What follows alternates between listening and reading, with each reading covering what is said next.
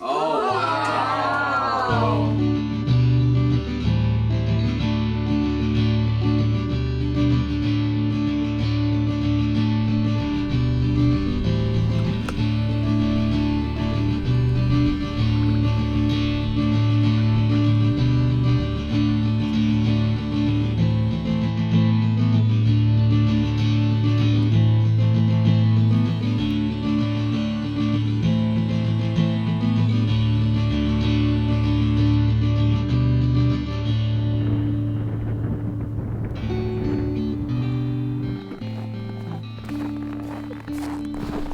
So this used to be the free rangers. Right here.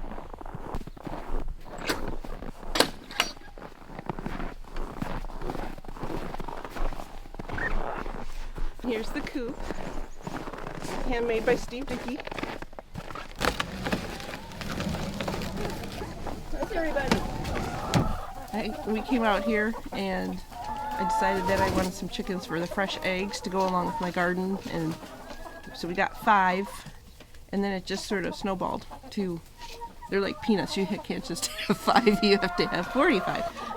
And so now we get a lot of eggs, but we use them a lot. I have kids in Ann Arbor that I give them to, and friends, and we use a lot of them, and so it's been really fun.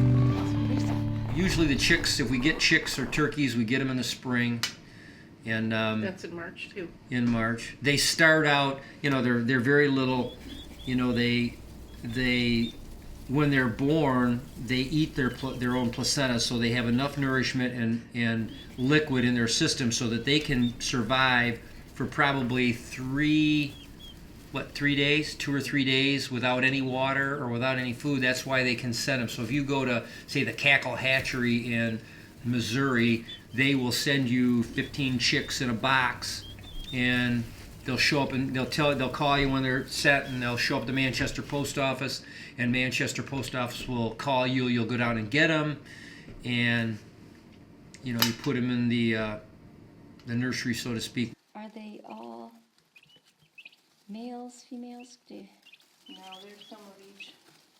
And some are the broad-breasted, and some are heritage again.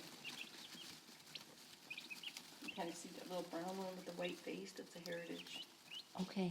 And the rest of the big ones are the... And the heritage ones are the ones that get a little bit, they stay smaller, right? Right, because they're like real turkeys from the wild. Yeah. They grow really fast, so we start in a 300-gallon tub that you'd use. It's called a stock tank. You'd use it for filling with water to feed cattle, but what we do is we fill it with wood chips. We've got a screen over it. We've got heat lamps in it, and that's the brooder. That's where they grow up. Usually you keep them in that area until they're feathered, and then you sort of expand the pen.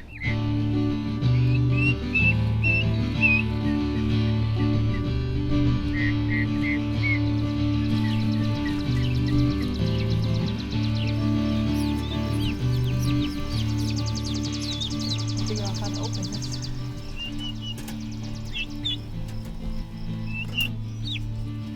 He pretty much does the same thing every year, but sometimes it's a little different.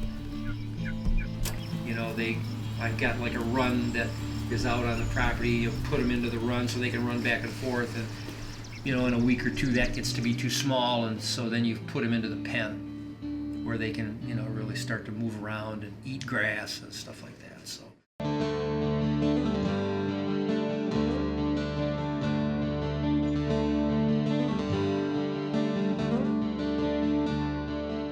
We'll be curious about you.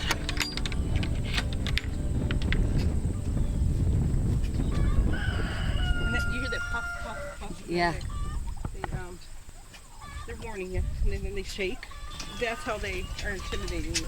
Oh. This door doesn't stay open. Well, we will. We'll see if they'll eat the smaller pieces. They haven't been interested in the larger pieces yet, so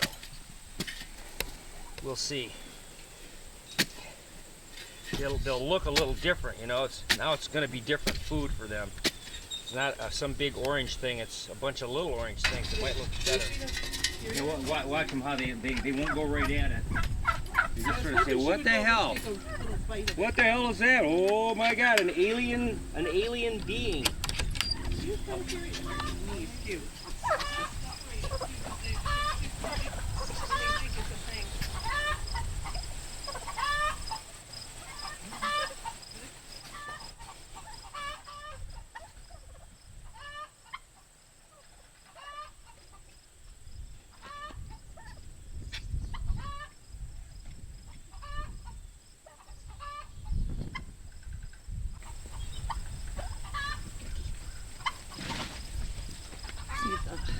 Get a little closer to see that.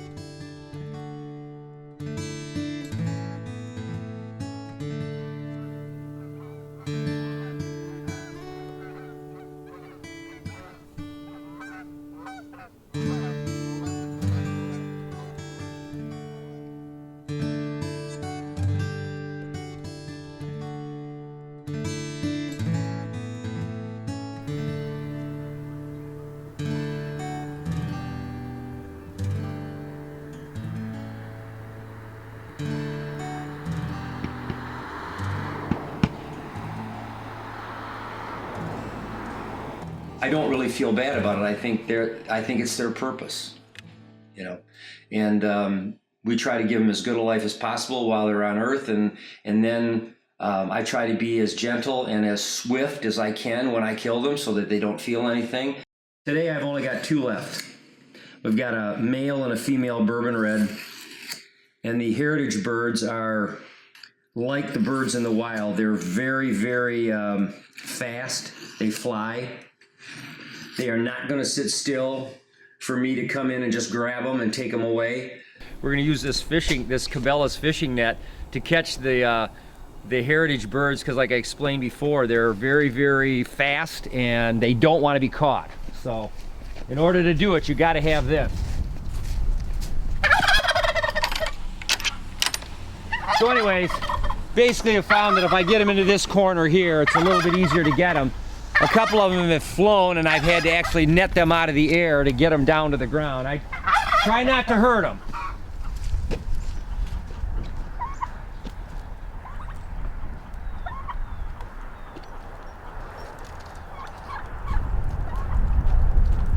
They are very, very quick. It may take a couple of times to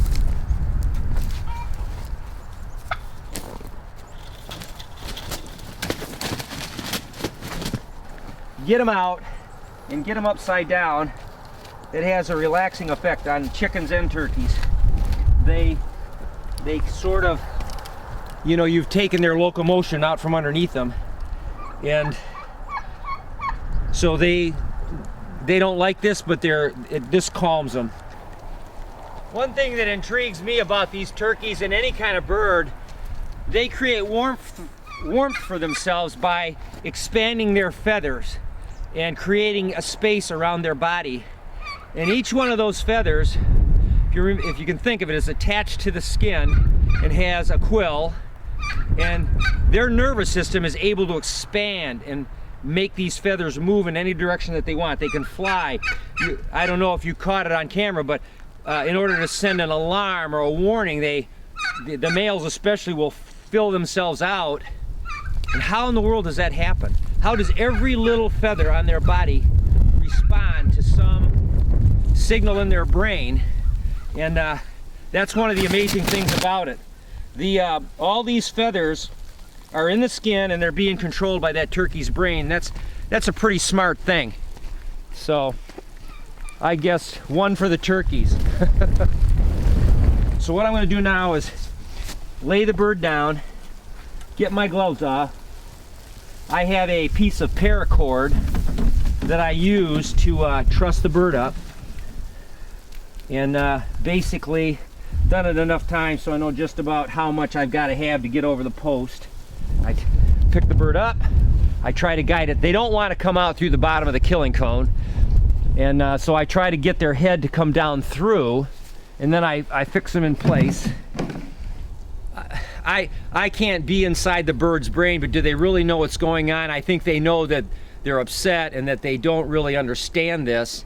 They wish they weren't in this position, but do they really know? I don't know if they're cognizant of that sort of thing. So, but I do try to give them a chance to relax and catch their breath, because that was sort of probably a horrendous experience for them. They don't want to be captured. They don't. That's just against all instinct. So what I do is usually at this point, I try to reach in and get their, sometimes I get their head out like so, and this is where I try to,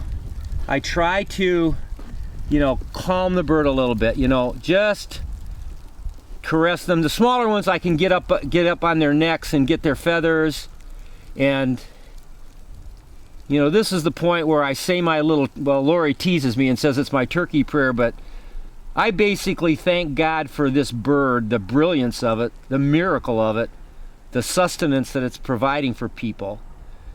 And it's a blessing, it really is.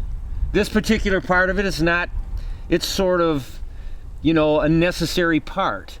I don't think of it as gruesome or anything like that, it's just a necessary part.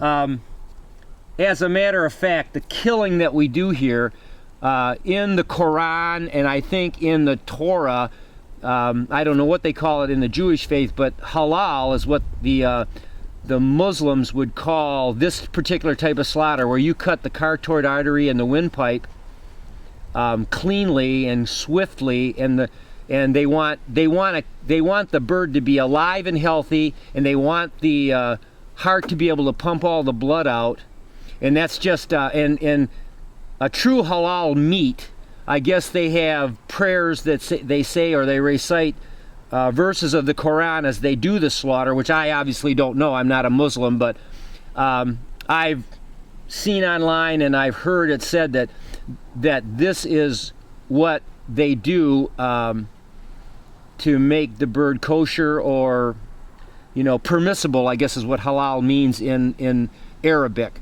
So basically, I make sure my fingers are out of the way, and I draw this sharp surgical blade across the carotid artery and the windpipe, and at that point the bird will bleed out and they will go unconscious, and you'll see quite a bit of thrashing, and eventually what they call the death throes will occur, and the bird will die and it'll go limp, and then we'll go to the next steps.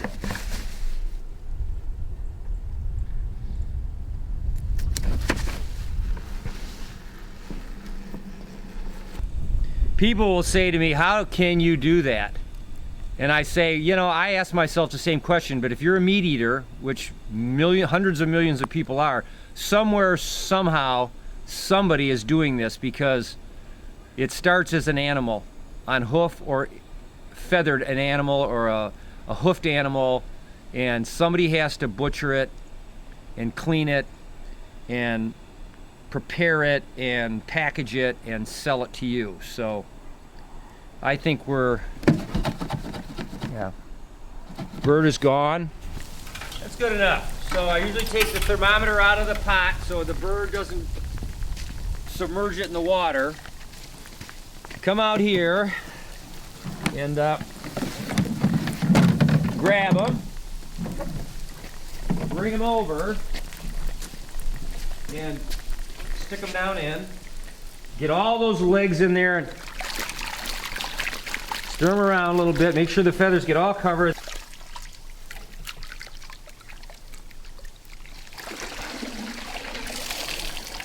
There we go. All right, so next thing is to get this thing going. And I think I'm gonna hold on to one leg because this bird is a little bigger than I thought. So put him in. We're gonna get a little bit of damage on the bird. So that's probably turkeys. Chickens will come completely clean. But I mean, that's a pretty amazing thing because the plucking job is the hardest job. If you leave a feather or two in there, it's not like it's gonna hurt anything. It's just unsightly. You know, you go to the store and you buy a packaged bird, you want it to be completely clean. And in my case, I tell people, you know, you might find a stray pin feather, you know, but the cooking process is gonna take care of that. So we're gonna sort of cut the vent opening out and across here, and that's where we're gonna eviscerate and get all the insides out.